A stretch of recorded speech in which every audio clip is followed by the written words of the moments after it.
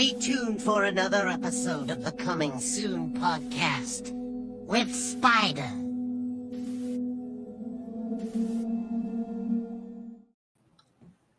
Hey everybody, sPidA here, Coming Soon podcast, of course, in San Antonio, Texas, with my guest, San Antonio, man, of course, but Rob Mabry, man, how are you doing today? I'm doing great, Mario. Thanks for having me on, man. Appreciate it. Likewise, and I was going to say, I mean, even though we're in San Antonio, I'm pretty sure we're probably like an hour away. Yeah, it could be. But you could get anywhere in San Antonio in a half an hour. Like, come on. No, well, I mean, especially right now, because we were actually coming on the way home, and I was like, I'll be back in time, and traffic, brother, medical center, like. Yeah. So that's what I'm saying. It's probably like an hour just to get somewhere. But of course, man, I mean, San Antonio is growing. Let me ask you, man, what side of town are you on? I live over near SeaWorld. Oh, okay, sweet, man. I mean, you're from San Antonio, right? Yeah, I've been here 30 years. Okay, I'm like right down the street from St. Mary's University, man. Okay, gotcha. Nice. Yeah, so I'm saying, I told people Central, but they always say downtown when I say that. So I'm like, well, close enough. Yeah, but of course, I mean, past 30 years, man. I mean, first off, military, man. I mean, I was reading your IMDb the other day, and it talked about doing a military journalist. I mean, you were in there. Actually, was that kind of where everything started for you? Not so much, but I've always been a writer. And I would say at the time that I joined the military was more like a decision my parents were making, like get out of the house and go do something with your life. And when you go into the military, you can choose a lot of jobs, and fortunately, I qualified for journalist. I'd been a writer my entire life, and so that was what I chose. And I was a good writer. I was not a great soldier, so I didn't last very long in the military, but it was a good experience for me, and enjoyed it. No, and let me ask you, because you said you've been here 30 years. Was military what brought you to San Antonio? No, actually, my parents both work for the government on Lackland Air Force Base, Kelly Air Force Base. That I guess I can say now. They work for the National Security Agency. And so I had been stationed in Atlanta and hadn't really seen them very often in about 10 years, and just had an opportunity to come to San Antonio, and very happy that I did. I love the city, and I got to spend time with my parents, so it was a good decision. No, and I was going to say too, because of course, I mean, I grew up here. The past years that I've been here, I've met so many people because of the military from outside the country, from other states. I always told my kids, and I kind of chuckle about it, but I told my youngest one time, I said, you know what? I said, when I was a kid, I always said, man, I want to travel the world. I said, but for some reason, God knew I couldn't, so He brought everybody to me, man. I've met like people from all over the country, man, and I've been pretty fortunate about that. It's pretty cool. Yeah, my dad was in the Air Force, and he worked for the government. And I lived in Germany. I lived in Maryland. I think the experience, of being a military brat, really expanded my horizons, right? And I think it helped me to be a more tolerant, person, meeting people from all different kinds of backgrounds. So it was a good experience for sure. No, man. And of course, I mean, when it comes to writing, you see you've been a writer your whole life, but I mean, did this start as a kid? I mean, was this something that I was the kind of kid who would make my own comic books and tell stories, in school. If I had a creative writing assignment, like that was the one thing that I could get excited about. Like I hated math.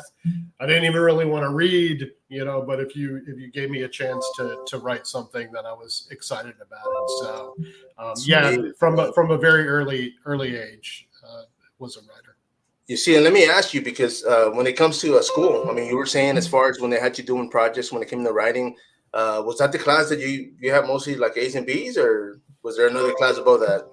That was my best shot at A's and B's. I mean, my grades weren't terrible, but I wasn't a Rhodes Scholar either. So I know. I always tell people my favorite subject was lunch, and even then I wasn't so good, But If I could have just done the homework, I probably would have done well. But I hope my daughters don't see this, because okay. I'm I know. on them like, what is this assignment not done? What are you doing? Like, I know. I wonder where you got that from.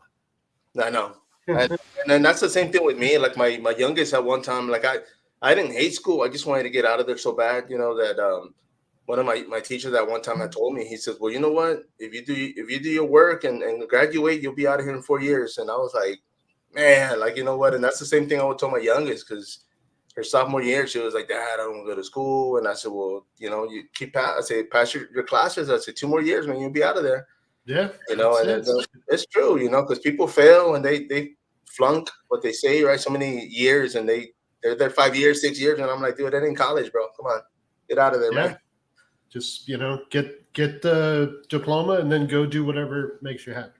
No, for sure. And of course, I mean, is this what makes you happy? I mean, what have you been doing the past 30 years here in San Antonio?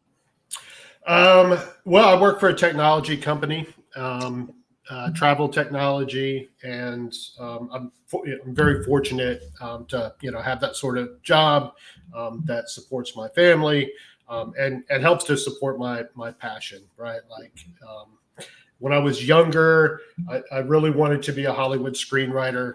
Those were back in the days, like Shane Black sold what they call a spec script, right? He wrote it and sold it, called The Last Boy Scout, for like $1.5 million or something like that.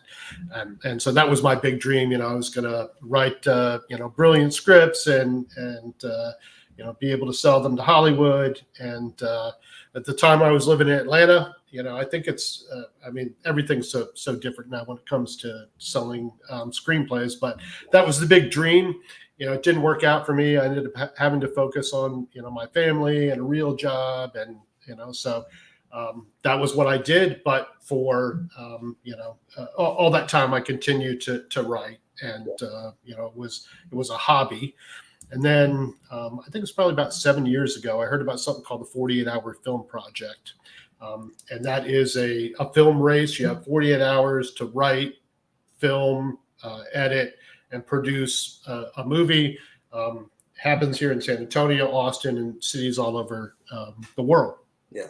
And so I realized, like, hey, the technology, right? The cameras that are available, that you can afford are good enough, to shoot in HD, right? And so if you want, you can go and make a movie.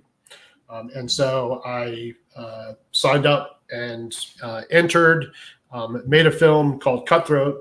I wrote it, I produced it, and actually had a really talented director and director of photography come on board. And the film turned out great. And then I was like hooked. And so I think I've done 8 or 9 of the 48-hour film projects between San Antonio and Austin. And, that became kind of the backbone for me learning filmmaking, kind of in the fire, right? Like you got 2 days to make a movie. It's a crazy experience, but it's a lot of fun. I'm doing the next 48 in Austin, which is June 7th through the 9th. Oh, nice. So if there's anybody out there who's like, I've always wanted to make a movie, well, you can do it in 2 days and have that experience. And, you'll see films of all levels entered in the competition. Anybody who can make a movie in 2 days, like, hats off to you. It's not easy, but there are some people who just produce some phenomenal films. So it's a really special experience, and I'm looking forward to the one in June in Austin, and then I'll hopefully be able to do the San Antonio one as well. Yeah, you see, that's actually, I got to ask you, because of course, that's kind of like if you were to have a deadline and you're like, hey, you got to finish it in 2 days. But you're talking about like from scratch, like you're filming like you pick 2 genres out of a hat. You can't write anything ahead of time. You can kind of work to get your cast and crew together, but other than that, you can't do anything. Everything else has to be in those 48 hours. So yeah, as soon as I've got the genre, then I'm banging on a script Friday night to get it done, and then it goes out to the cast and crew probably like at midnight, and they're learning their lines, and 6 o'clock in the morning the next day we're probably shooting, and I edit usually I edit my own films. Right. So, it's like writing it all night, directing it all day, and then on Sunday, editing it, like no sleep, but All the real work. Yeah, but it's a lot of fun. So. Man, that's actually pretty interesting, man, because I mean, it kind of reminds me of because I do a combat sports podcast, and back in the heyday, like with MMA, they used to be to where you would show up and you didn't know who you were fighting till that day of, and so it's kind of like, okay, well, you didn't prepare for it. Yeah, you just no preparation.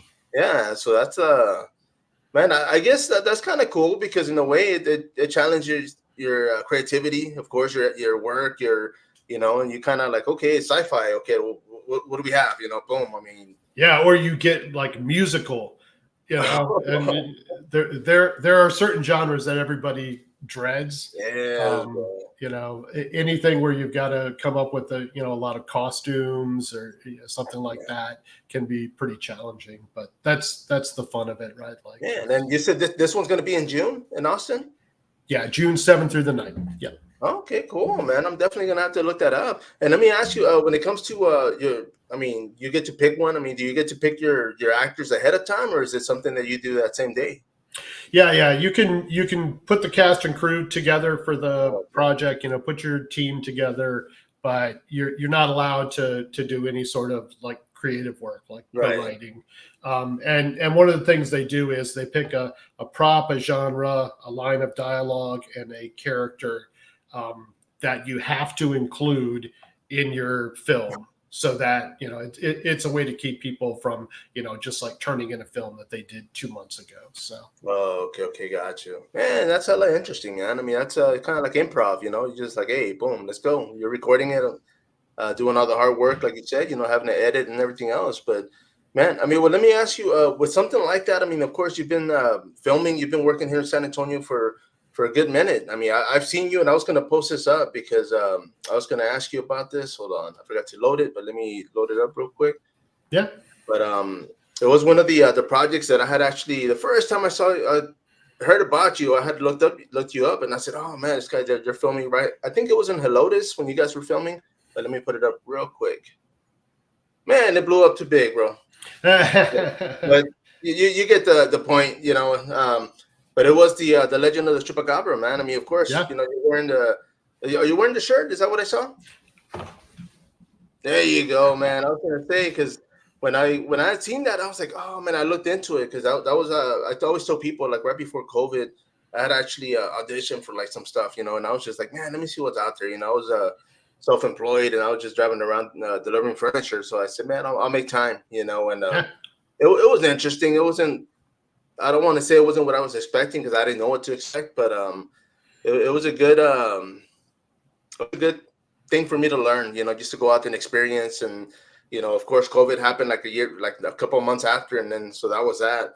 But but for me, it's just the legend. I mean, it's a story that I've heard. I mean, I grew up here in San Antonio. I'm sure they've heard it all over the world when it comes to Central America, South America. But Legend of Chupacabra, man. I mean, for you, let me ask you. I mean, what had you heard about it, and what was it that you used in the movie that you were like, okay, you know what, this is a story. This is what I'm going to do.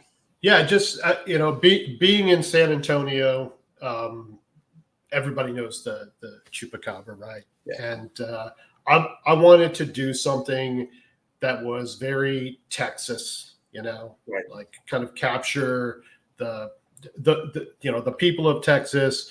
I wanted it to be set in Texas with an all Texas cast and crew. Like, that was my goal. Horror and comedy are two genres that I really like as a movie watcher. And in terms of filmmaker, comedy is something that I feel like is my strength. So I wanted to do some sort of horror comedy. I've always liked monster movies, and since I'm here in Texas, I just decided, like, yeah, Chupacabra, is something that I thought would work. And I also feel like, when you're making an indie movie, like, you've got to try to find a built-in audience, right? Right. Somebody who's going to want to see the film that you've made, and there is sort of this built-in audience for the Chupacabra, right? Like people care about that. They're interested in it. There are many movies about Chupacabra. I think ours is the best. Chupa on Netflix isn't bad either. I don't know if you've seen that, but I haven't seen that one yet. No, but yeah, it's a great family film. It's very much like E.T., but with the Chupacabra. Oh, yeah. But anyway, yeah. So that's kind of how I landed on this idea for Chupacabra. Okay, and of course, I mean, because being here in San Antonio, I think I fixed the poster. Let me put it up. There you go. Yeah, there we go. When it comes to being in San Antonio, I mean, there's a lot of stories, a lot of folklore. From the Donkey Lady Bridge, we have the tracks. We have so many things out here. I mean, is there a chance that you'll be doing something else involving San Antonio? Mario, I feel like Chupacabra is enough cultural appropriation for me. So I'll let other Latino filmmakers tackle those other folk tales. It's funny. I actually had an actor cast in a role, a Latino actor who is a pretty well-known TikTok personality. And I was really counting on him to kind of bring, that culture, that flavor to the film. And about 2 weeks before we were set to shoot, he had to back out of the project due to some family stuff. And so I was like, shit, like I really was ready to kind of bring his perspective into the film. But anyway, had to adapt and adjust. Sergio Guerra, who's a creature effects artist, he's the guy who brought the Chupacabra to life. Sergio's a terrific dude, and so I felt like I left it in his capable hands, and we had a lot of fun, designing that. That was something that he said, he always wanted, because of his culture. That he wanted the opportunity to, create the Chupacabra. And so I feel good that he got that opportunity. He did an awesome job. Like he's a guy, I don't know if you're familiar with Face Off, which was a movie effects show on the Sci-Fi Channel. He was on the first season of that. So he's super talented. He taught me so much about practical effects and the process of what it takes to create a creature like the Chupacabra. So we were very excited about the end result. No, for sure. I mean, I did watch the film. Awesome. One of the things I liked, I mean, there's a lot of things I liked, but one of the things that it kind of gave me that after school feel, like when you went home and you kind of sat down and it was that after school special and it showed you a film about, and it just gave me that feeling. I was like, oh, okay, cool, man. Like it helped me relax, and I just sat through it, man. Mario, there's like 97 F-bombs in the movie. What are you talking about after school special? I know, I was going to say, except for those, but yeah, but it was like the whole, the setup. I mean, it just, everything seemed, it seemed like it was filmed here, honestly. I mean, I was just like, man, you know what? It just felt like home. I mean, I saw. Oh, that's cool. I appreciate that. Yeah, and it was, it was filmed. There were some scenes that were filmed in San Antonio.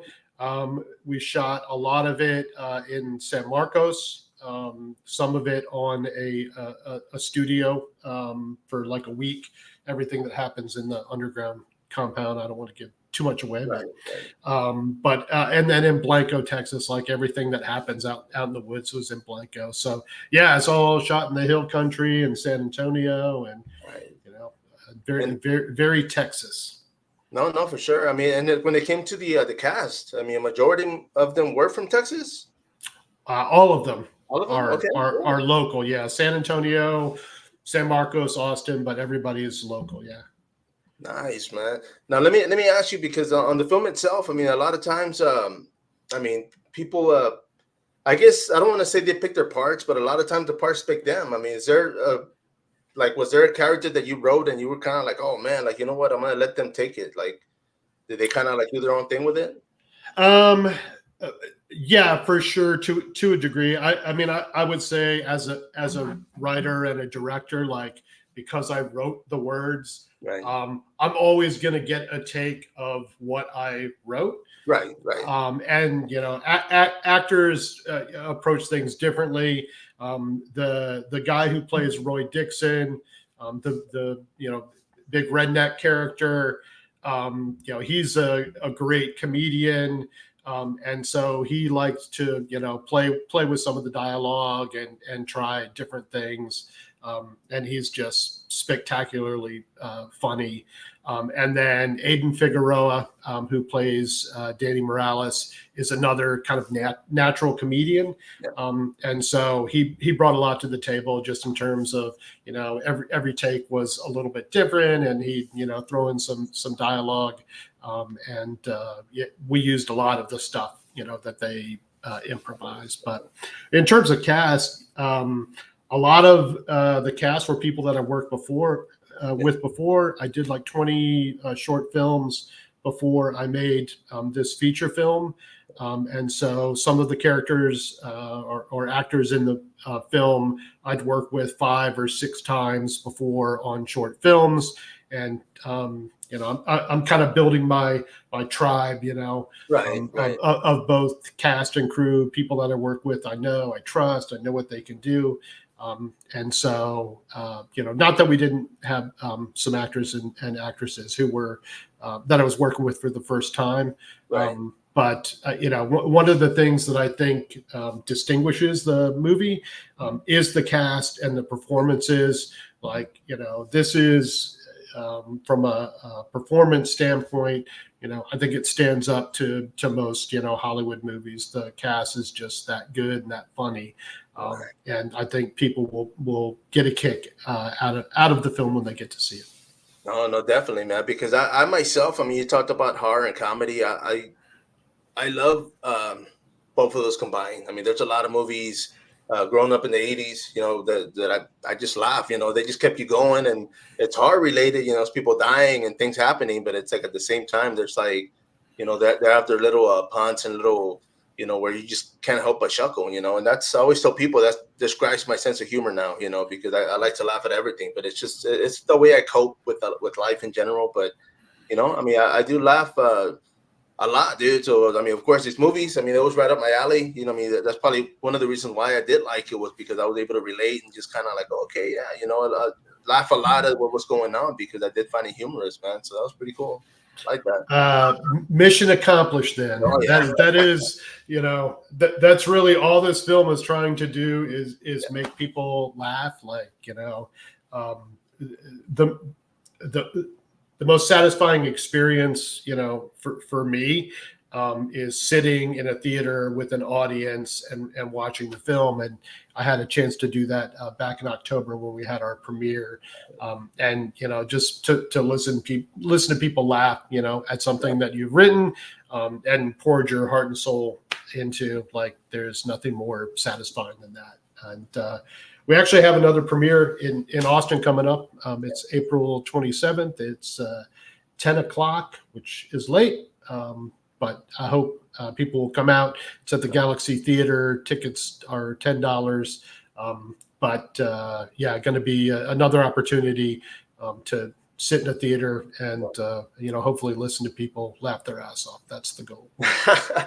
Man, and I was gonna say, because yesterday, one of those I mean, just like half the world, right? Or the people that were along the line of the eclipse, I was outside my work, and everybody was out there when this, right before it started getting dark. And there was this guy that I work with, and he's like maybe in his mid-20s.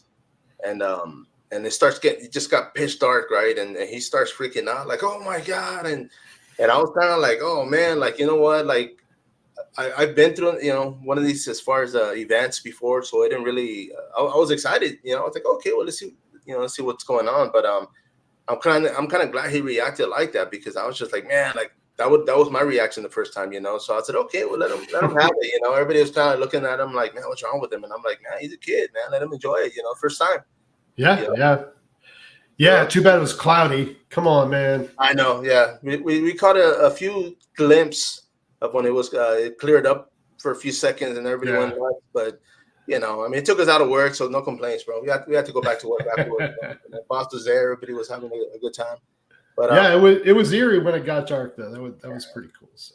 no, for sure. And you see, and I was curious because I myself, I wanted to like shoot. I mean, I did shoot some video and I got some footage, but I was curious to see if anybody else was going to use that to their advantage when it came to a film. I was like, man, I wonder if somebody's going to capture something or capture, you know, video or something to they can use later on. I mean, was that the case with you, or were you just enjoying it? I just decided to enjoy it, Nice. and you know, I thought about getting out my camera and you know trying to film it, and I was just like, you know what, every other person who has a camera is going to film this thing, so maybe I'll just enjoy it. And was actually I ran out for lunch and my grandkids were with their mom and family, and so yeah, it was just kind of a little family event for us, and we all just got the glasses and stared up at the sky. No, you see, and that's good though. I mean, that one guy that was jumping up and having a good time, he was actually our media guy from work. And so it's ironic because I got footage of him jumping around, and I sent it to him, and I was just like, man, you know what? Like, I got my phone out, and I just recorded the crowd because people were like, ooh, and oh man, and so I posted that at work on our little thread, and people, they were like, oh, cool, man, like everybody else was busy looking up. So I said, well, let me go ahead and get this real quick, but yeah, it was a good moment, but by any chance, I mean, I was telling my coworker yesterday, because when it started happening, I started getting this headache, man, and I was like, damn, like it went on all the way till like 2 o'clock, 3 o'clock, maybe. Mm-hmm. I was just curious. I was like, man, I wonder if other people felt, or like as far as anything with the eclipse. I mean, did anything happen with you? I mean, was there anything odd, like the pets or anybody? The dogs were acting a little squirrely, so they definitely recognized that there was something going on. I think the headache is from going like this. Oh yeah. Yeah, from not being able to see too far, man. I kept squinting, but yeah. I mean, I was just curious, man. But I mean, of course, I mean, here in San Antonio, man, and I mean, when it comes to projects, I mean, you got this feature film already out of the way. I mean, what are you working on? Can you tell us what's going on right now with yourself? Yeah, so just signed a few weeks ago a distribution deal with Burning Bulb Productions, and so they are working on the release of the film. I've got some breaking news I can break here on your podcast. By all means. Found out today that the date of the DVD and Blu-ray release is going to be May 10th. So it's live for retailers out there who want to order the film. The distribution company is really excited about the prospects. They work with Walmart and Dollar General and a bunch of other retailers, which DVD and Blu-rays, not what it used to be, but there's still people out there who love them and collect them, and for a lot of people, that is how they watch movies. So yeah, that's exciting. I don't have the street date, as they like to say, for streaming, but it should be, pretty soon after, if not that same date. So nice, yeah, like it's going to be out there for the world to see. It's really, really exciting, for that to be happening. Yeah, thanks. This has been like a 2.5 year road, from the writing of it to pre-production, filming, and then editing, and working through distribution. It's been a big part of my life for the last couple of years, and so it's exciting, to see it actually getting to the point where it's going to be out there, on streaming platforms, and people are going to be able to watch it. So yeah, we'll see what happens there. Man, that's pretty cool, man. Maybe you'll be at Walmart one day and just happen to glance over, and there it is. You'll be like, I'm gonna be at Walmart on May 10th, like looking through the bins. Yeah, where's my movie? I know. Put them all up top. Put them all up top, man. People can see them. Yeah, exactly. Like, just set that aside. Man, that's pretty cool. Congratulations, man. I mean, I'm sure. The cast, everybody's gonna know after this, right? Or are they already aware? This is it. I just broke the news here, so other than my wife, you're the first to hear. So. Sweet, brother. I appreciate that, man. And of course, Yeah. congratulations, man. Now, let me ask you. I mean, because past interviews, I'll talk to directors, writers, and they talk about the difference. I mean, between like the DVD format and the stream, where in terms of pay, because sometimes the stream services they don't. There's not much profit in it when it comes to return. And, It's ugly out there. okay, so I mean, with that being said, I mean, what's your take in that? I mean, what are you looking to do? What helps you when you get these films done? I mean, as far as financing, I mean, do you get like sponsors? You get investors? You get people to like Indiegogo? I mean, it's one of them out there, but what do you guys use? Yeah. So we did crowdfunding to get the film made on Indiegogo, and it was a fairly successful campaign. We got over $11,000 for the film, and in terms of distribution, like it is hard out there right now for an indie filmmaker to make their money back on a film. What Amazon was paying 5 years ago, it's a fraction of that today. Right now, and it could change tomorrow, but right now, Tubi seems to be the most profitable platform for films. So that's advertising, video on demand, or AVOD is what they call it. But Tubi is still paying pretty well for the advertising. As long as people watch your movie and commercials play, Right. the filmmaker is going to get some revenue back. I'm very interested to see what happens with DVD. I don't know too much about what that market looks like. But the idea of having the physical copies of the films in retailers like Walmart and Dollar General and other online platforms that sell DVDs, it feels like that's an avenue for revenue, and we'll see what happens. But fingers crossed. Like this movie, it was a bucket list item. I have always wanted to make a feature film, and I put some of my own money into it. I had friends who supported me and invested, and then the crowdfunding, and I think we were able to make a high quality film, just in terms of the way it looks and the performances, and so if it doesn't make its money back, then I can live with that, right? Because I checked it off the bucket list. I made a feature film, and it'll be there forever, right? Right. Now, to make another one, my wife says I have to make my money back. So we'll see what happens there. I hope I get that opportunity.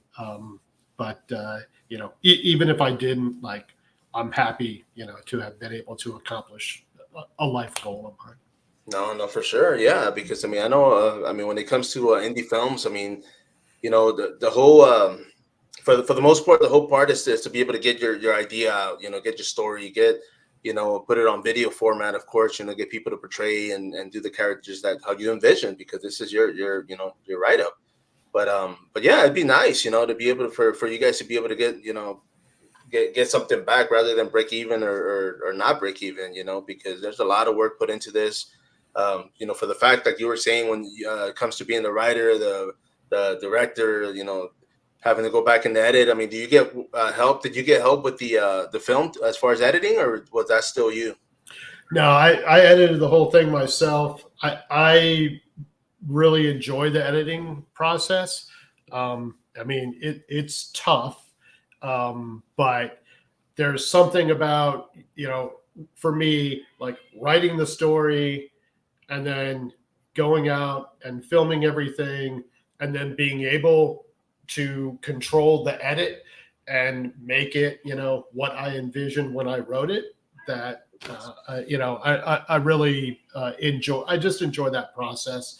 I had a visual effects house who did a lot of the VFX work, but a lot of it I did myself, because I just like, learning that process and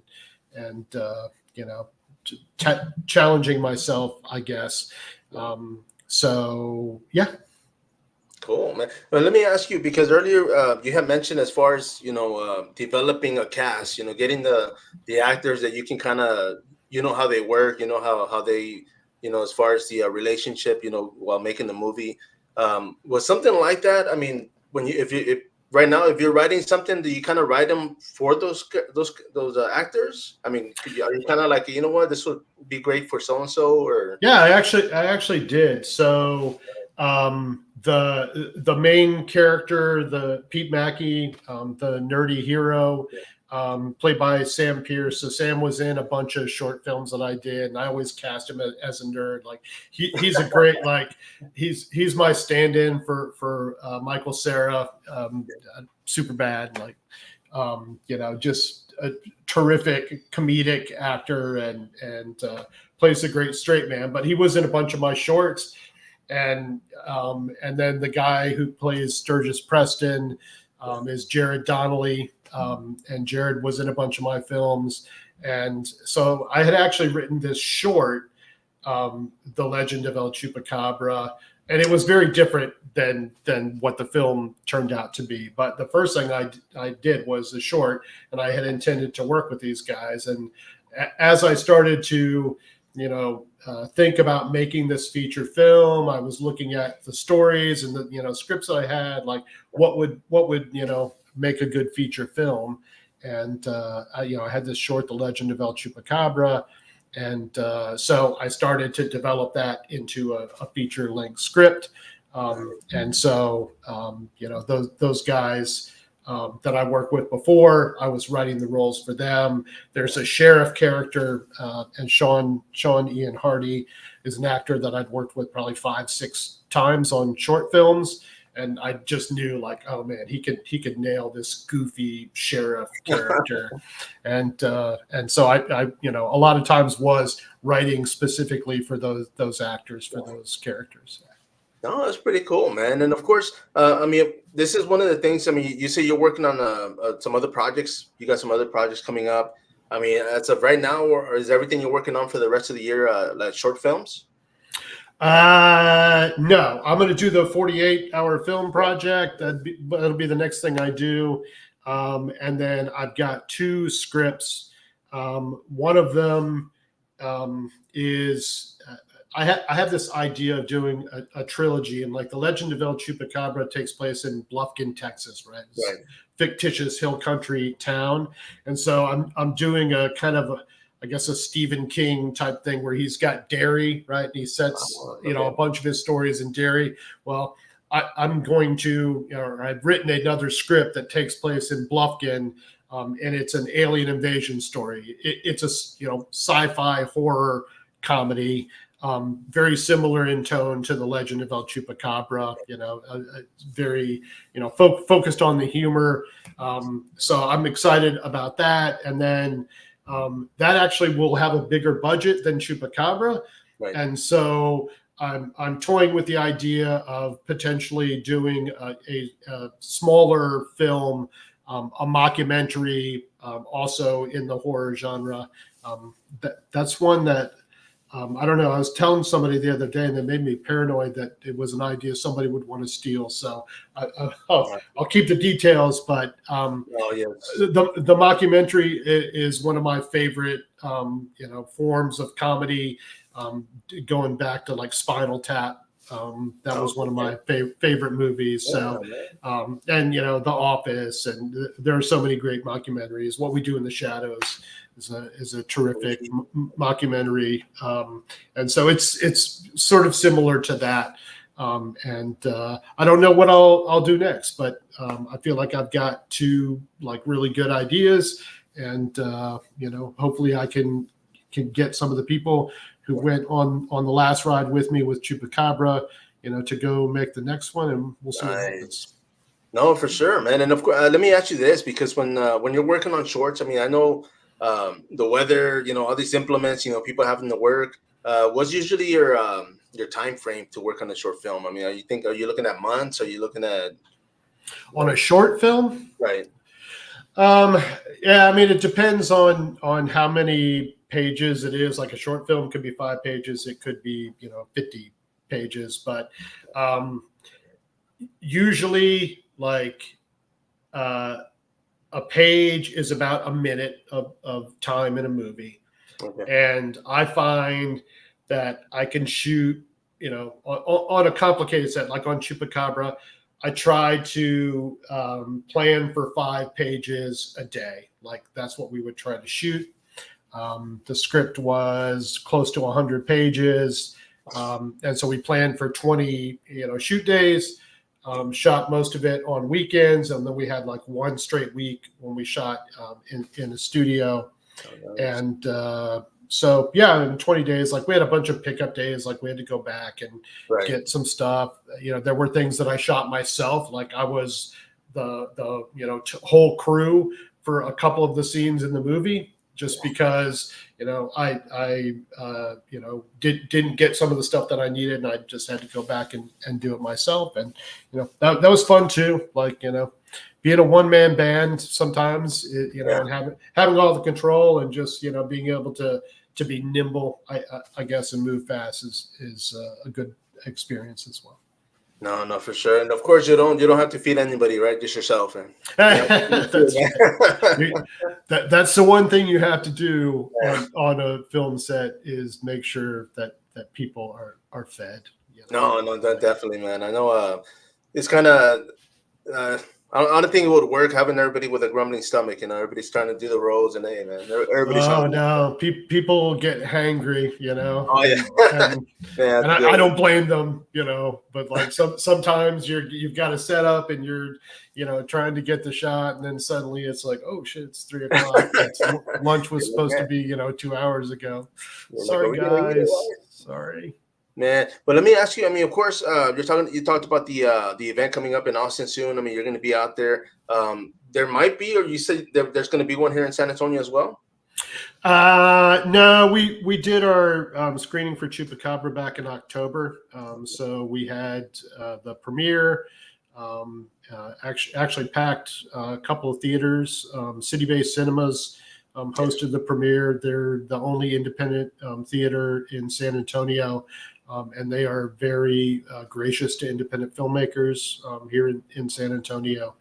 So shout out to them. Thank you. That was a red carpet event. Like it was an amazing experience for everybody who was involved with the film. So, now we'll do the premiere in Austin. It'll go out on DVD and Blu-ray May 10th. Streaming. I can't wait to find out when it'll be up, and then we'll be pushing everybody to go and watch it on streaming, and hopefully make it a profitable film. That's the goal. No, for sure. And let me ask you, because of course you said the theater. When you guys did do the premiere, I mean, people were laughing, and I mean, of course, you said, you know what? I mean, you did your job. Does it bother you, or in the back of your head, are you thinking like, man, are people going to hate it, or are you just already surpassed that? I mean, you're like, hey, I've got it done, whatever happens. I mean, I always worry, a little bit about what the audience's reaction will be. I have confidence, in my ability. I know that the cast and crew delivered, right? And one of the things that, I think when it comes to comedy, like if you're filming something and when you yell cut, the cast and crew start laughing, that's a good sign, that you're on the right track. But it really becomes, I wonder about, certain jokes and do they make sense? And, is it going to hit the mark? And, most of the time with this movie, like it did. There were a few things that I think maybe, may have gone over the audience's head, or, there are some jokes that feel like they're just for me. Like it makes me laugh, and maybe it doesn't make sense to anybody else. And those are things that, when I'm editing, like there were just a couple of lines that I was like, do I need to cut this? Is it, is it making sense to the audience? But, in the end, I was just like, I think it'll work. So no, man, that's a real quick funny story, man. My youngest, she was in first grade. She came home. She was like feeling, she was upset, she was moping, and I'm like, hey, what's going on? Are you okay? And she's like, yeah, Dad. She's like, I was in class, and it turns out I'm not funny. And I was like, what do you mean? And she's like, yeah, like I'm, like none of my friends laugh at my jokes. And I said, I said, look, kid, I said, you're funny. I said, but the problem is that you have an older self. I said, you have my sense of humor. I Mm-hmm. said, because I kept them. I said, so nobody gets your jokes because they're not. I said, they're kids. I said, I said, I ruined you, man. I said, I mean, I got you, But after that, she felt better, And I told her, those jokes that you say when nobody laughs, and she's like, yeah. And I said, I said, the funny ones you get from me, the other ones you get from mom. But it's true, like you said. I mean, because some people might not get it, but I mean, for the most part, it's like, hey, man, it's humor, and those that will, I mean, they're gonna laugh at it. I mean, there's a lot of great parts in that movie. I mean, the storyline, the hooks, the chemistry. The chemistry was great, man. That's why I had asked about as far as working with some of these characters already, because it just seemed like they were so comfortable working with each other. So that was pretty cool. Thank you. Now, as far as soundtrack, let me ask you about that. I mean, soundtrack. I mean, do you guys release any of that, or is it still property of? I mean, who wrote it? No, the artists. I mean, we were really lucky to get some great music for the film. So there's a rapper, Omega Sin, and I was lucky enough to be put in contact with him. And so one of his tunes, "I'm a Psycho," plays during a slow motion sequence, and it's one of my. I just got like chills just thinking about it because it's one of my favorite parts of the film, and I just felt really really lucky, to get that. And then there is a tune called "I Like Austin, but I Love San Antonio" by Garrett T. Capps that plays, and it's just, I mean. It's so Texas, and so just checked all the boxes for me on that. And then there's a really talented actress who's actually in the film. She plays a small role. She's the owner of the TV studio, and a pretty nasty woman. As they say, I don't say that, but it's been said. But anyway, she plays a very mean character, but she's also a country artist, Nicolette Daniel, and so her song plays on the jukebox in one of the scenes, and then there's another Garrett T. Capps tune at the end that plays over the credits, and so really really great music. The composer also is a guy named Matt Bucati, who wrote the score, all of the original music, which is phenomenal. So I felt very blessed to have him participate in the film.